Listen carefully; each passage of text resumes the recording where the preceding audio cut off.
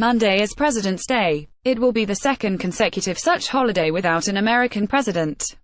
Sure, Donald Trump sits in the Oval Office when he's not golfing. He lives in the White House, at least in theory, with his family. But he is not the President of the United States. When Trump addressed the nation in the wake of the Parkland massacre, my team and I looked at the TV, but the words coming from his mouth had no effect. They neither resonated nor moved a single person in the room. It truly didn't matter what he said, particularly after he tweeted out blame for the carnage at the neighbors and classmates of the killer. Trump is as hollow a vessel as there has ever been in the White House. His rule lacks even a shred of moral authority.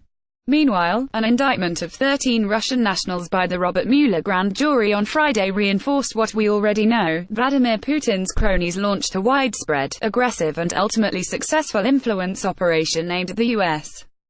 presidential election of 2016 with the goal of dragging down Hillary Clinton and electing Trump.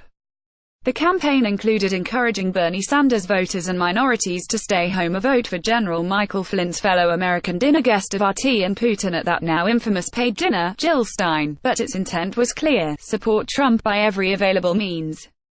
Trump is Russia's creature, not ours. He serves their interests, genuflects before their president, and has remained steadfast in leaving the door wide open for them to interfere in our election on behalf of himself and his desiccated political party again. The influence operation aimed at Trump is at least years, and perhaps decades old. Trump's affinity for Russia dates back at least to the late 1980s, during the time of the Soviet Union, and it intensified after his financial empire collapsed.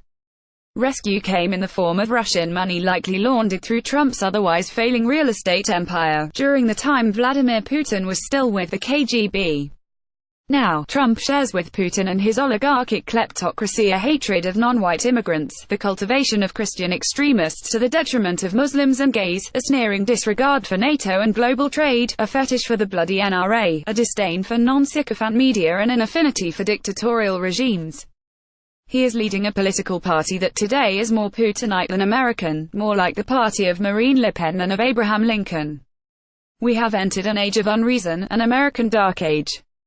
A major political party has fallen into decay, seized on by extremists and overrun by racism, tribalism, greed, xenophobia and demographic panic. It is no longer a question of whether their president can ever be our president, and speak to the nation with moral authority. He can't. His legitimacy is too much in doubt and his character too absent. The only question is whether the majority can hang on to its collective outrage long enough to drive the neo-Nazis, anti-modernists, haters and fear-mongers who have organized under the Trump banner back into the shadows. This week we learned more about Trump's lurid life than any of us ever wanted to know. And really, who cares, other than the fact that it appears that his lawless antics leading up to the election included conspiring to pay off the women he was sleeping with while Melania was at home caring for their young son. Trump's aggressive duality, which has veered from consensual affairs to alleged unwanted UAL advances and assaults, is just the latest outrage to be tucked under the rug by so-called white evangelicals in America as they grasp for whatever lucre falls off the money changer-in-chief's table. Surely, Jesus would shudder in their presence. So what should we celebrate on President's Day? We can celebrate the coming of change. This November, the American majority has the chance to build a wall around Trumpism, by sending to Washington a Democratic Congress willing to insist Russian sanctions be implemented, to hold the Trump White House to account rather than canoodling with them as Devin Nunes has done, and to waive the credible threat of impeachment in front of this benighted president, willing to pass common-sense immigration reform and gun safety reform and to shun the bloodthirsty gun lobby and relegate them to the margins of history where they belong. We can celebrate the persistence of hope. Despite the daily horror of Donald Trump, people all over America are continuing to speak out, to organize, to march and to withhold their silence and consent. And we can celebrate the waves of candidates standing for office all over this country who are bringing a youthful energy and future focus to the campaign trail.